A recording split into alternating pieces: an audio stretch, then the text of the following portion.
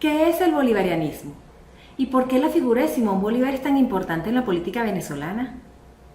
Encantada de saludarlos. Mi nombre es Carmen Arteaga y esta es mi biblioteca.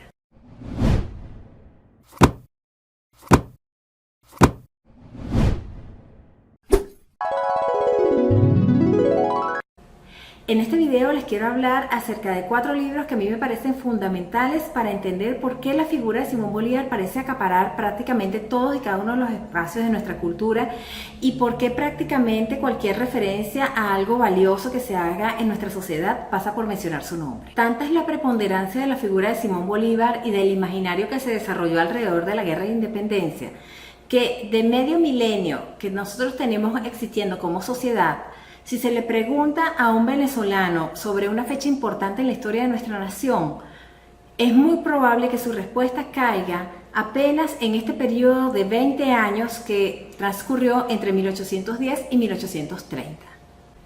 Con respecto a los libros que les quiero comentar, el primero fue escrito en la segunda mitad del siglo pasado y los otros 3 forman parte de lo que se dio en llamar la rebelión de los historiadores, que fue a principios del presente siglo y que obviamente tuvo que ver con la llegada al poder de Hugo Chávez y de la revolución bolivariana. Los historiadores vivos más importantes del país en ese momento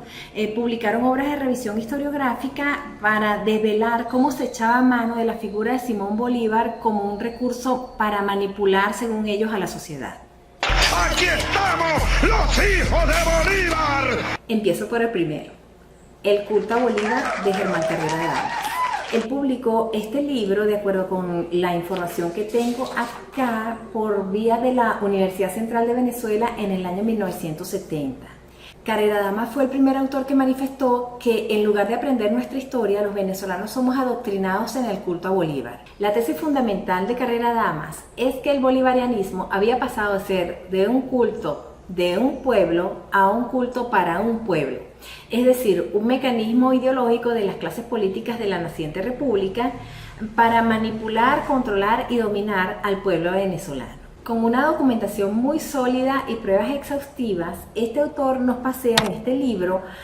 por todo lo que fueron los orígenes decimonónicos del culto a Bolívar. Él nos explica aquí que para desarrollar este culto cívico bolivariano se produjo una especie de transposición de valores ético-religiosos que se trocaron en valores cívico-políticos, al mismo tiempo que se iniciaba un proceso de mistificación de Bolívar, que pasó a ser una divinidad, pasó a ser el centro del culto y también pasó a ser el centro de la historia patria. Aunque parezca irónico e increíble, el fundador del culto, en términos políticos e históricos, fue José Antonio Páez. En el año 1842, cuando Páez ya avisoraba que estaba,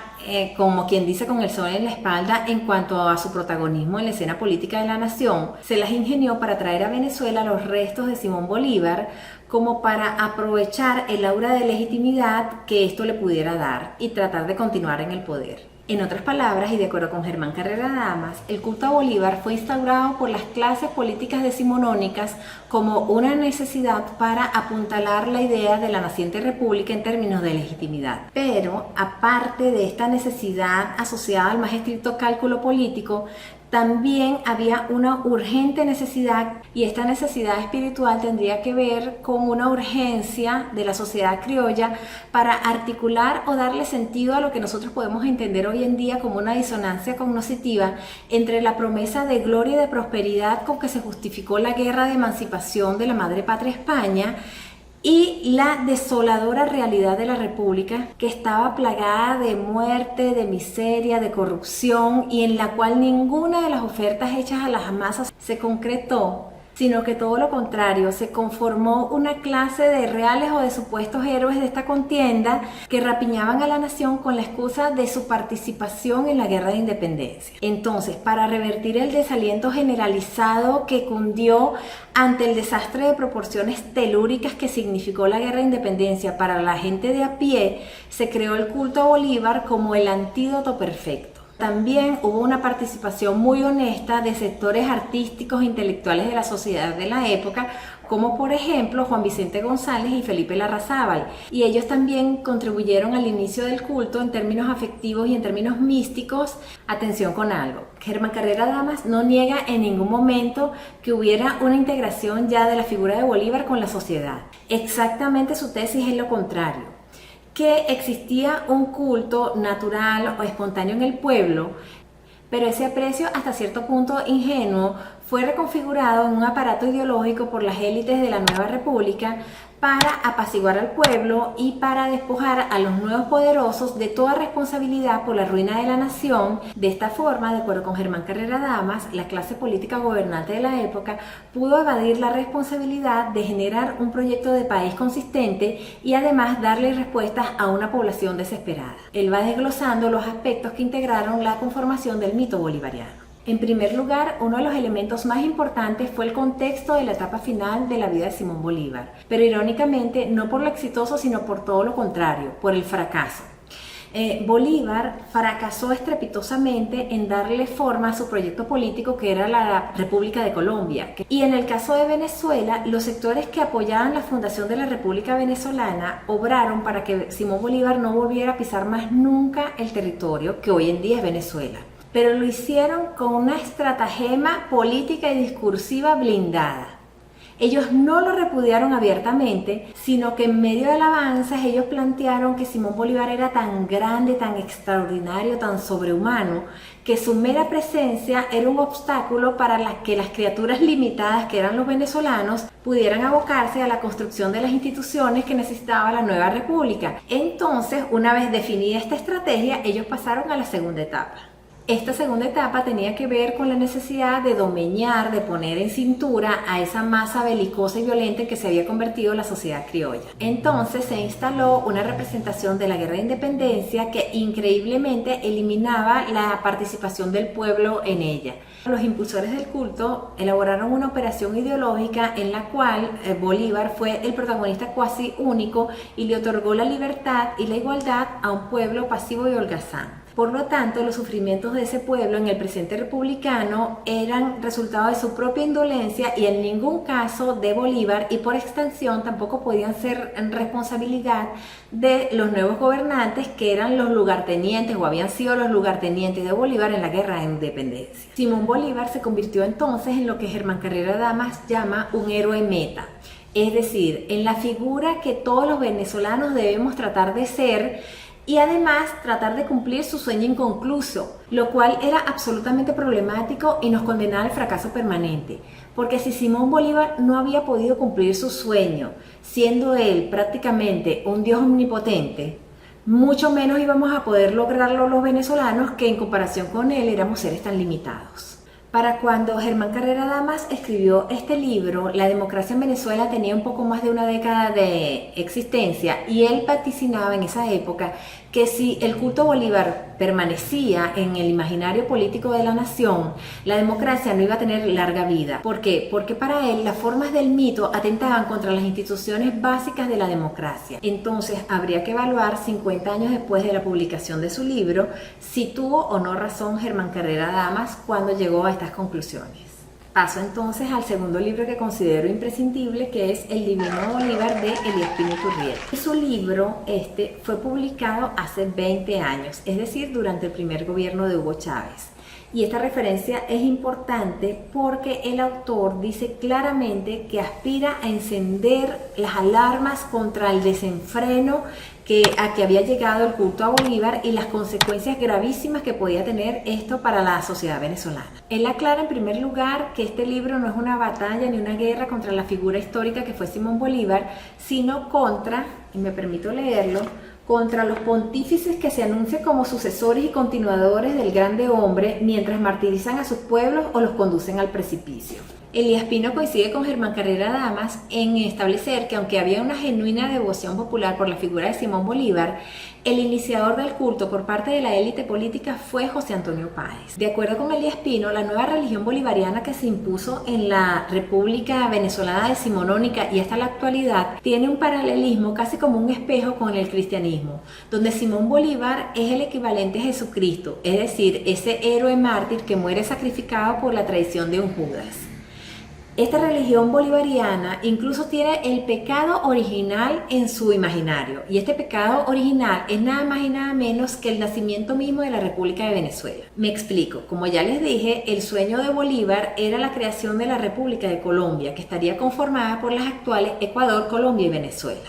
Según el relato de la religión cívica bolivariana, Venezuela surge como resultado de la traición a este sueño de Bolívar y el desgarramiento de su proyecto de la República de Colombia en 3 naciones distintas. Y una vez consumada la traición, es decir, la fundación de la República de Venezuela, todos los venezolanos y las subsiguientes generaciones de venezolanos somos Judas para Simón Bolívar, somos unos traidores para Simón Bolívar, y nos toca vivir en un valle de lágrimas expiando nuestro pecado original. Por medio de esta artimaña, la masa de los venezolanos estaríamos condenados siempre a sufrir una vida azarosa y desgraciada, independientemente de la buena, mala o regular actuación de los gobernantes.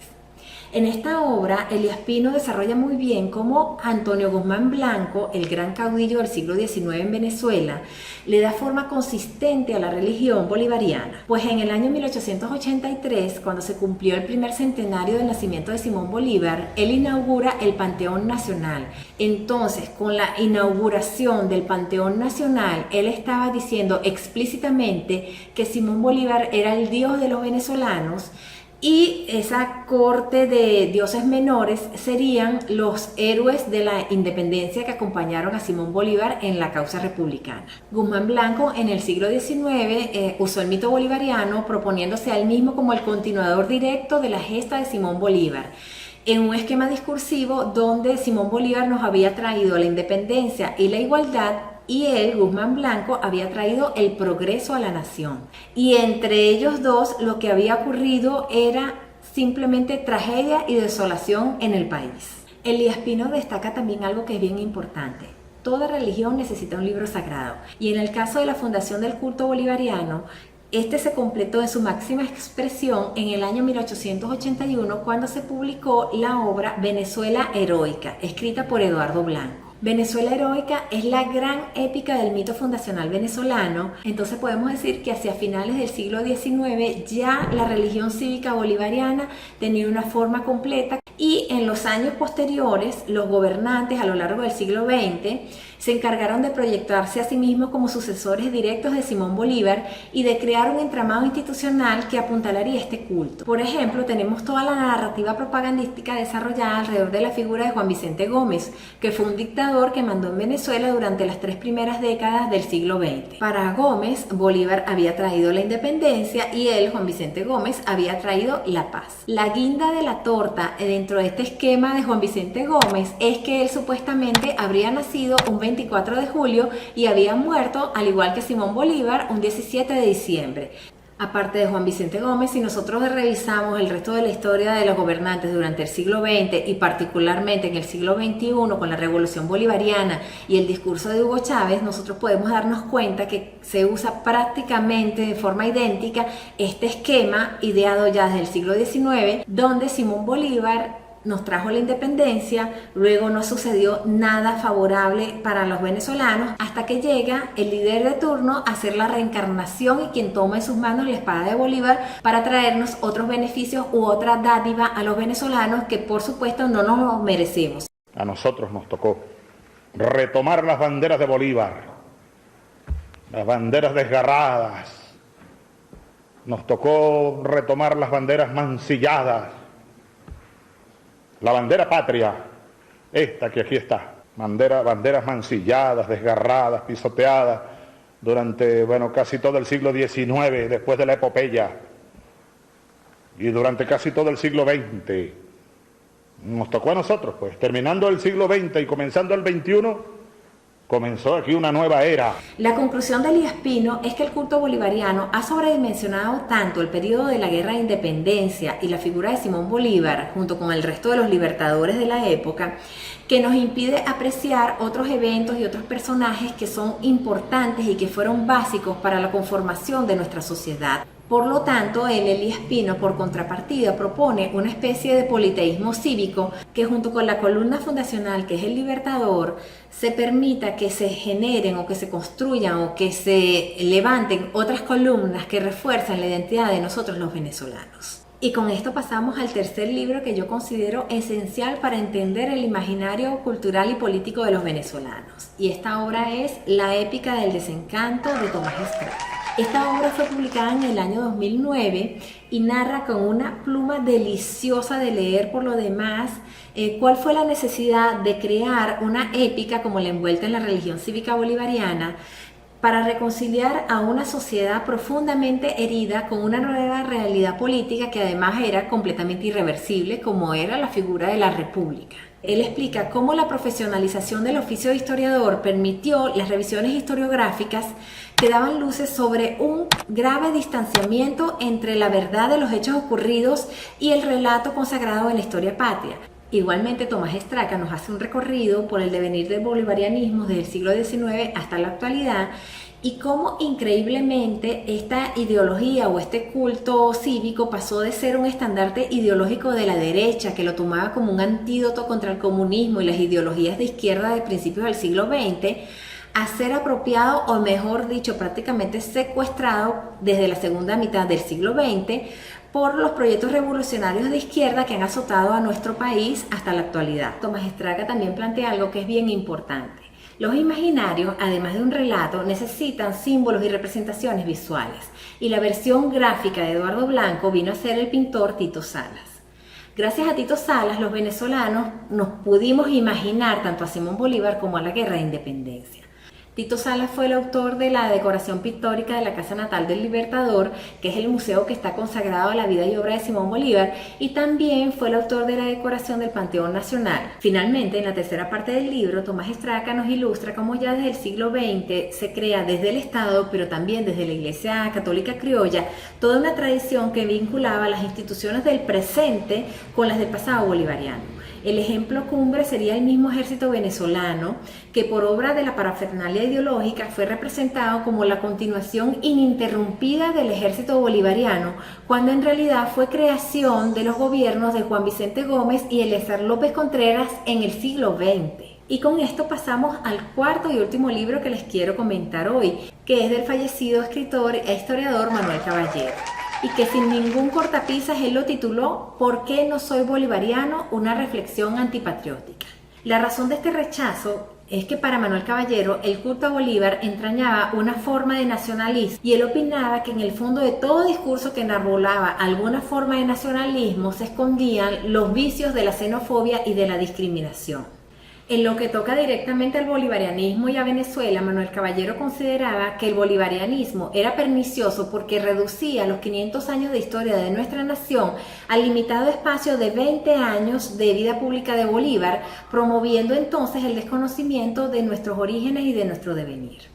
Manuel Caballero, además, tengo que decirlo, tenía una pluma realmente privilegiada y un sentido irónico del humor que hacen que este libro sea realmente una experiencia muy grata de leer sin perder la contundencia teórica de su análisis. Manuel Caballero desarrolla su análisis exponiendo la operación ideológica por la cual los fascismos del siglo XX, que tanta sangre derramaron en su momento, se emparentaron con el bolivarianismo, seguramente por el potencial pretoriano que mostraba el mito,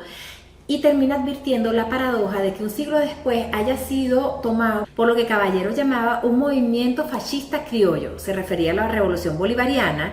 esta vez de tinte rojo-rojito, que amenazaba con instaurar la dictadura del proletariado, pero transfigurada en la dictadura del militarado, todo bajo el ropaje de defensores del sueño inconcluso de Simón Bolívar. Entonces, hasta aquí llega mi reseña de estas 4 obras que les invito a leer para entender la cultura política venezolana y además su proyección en el plano internacional. Dicho esto, no me queda más que agradecerles si llegaron hasta aquí. Apreciaría que le den like al video si les ha gustado, que se suscriban a mi canal y que toquen la campanita para que reciban las nuevas notificaciones. Muchas gracias y hasta luego.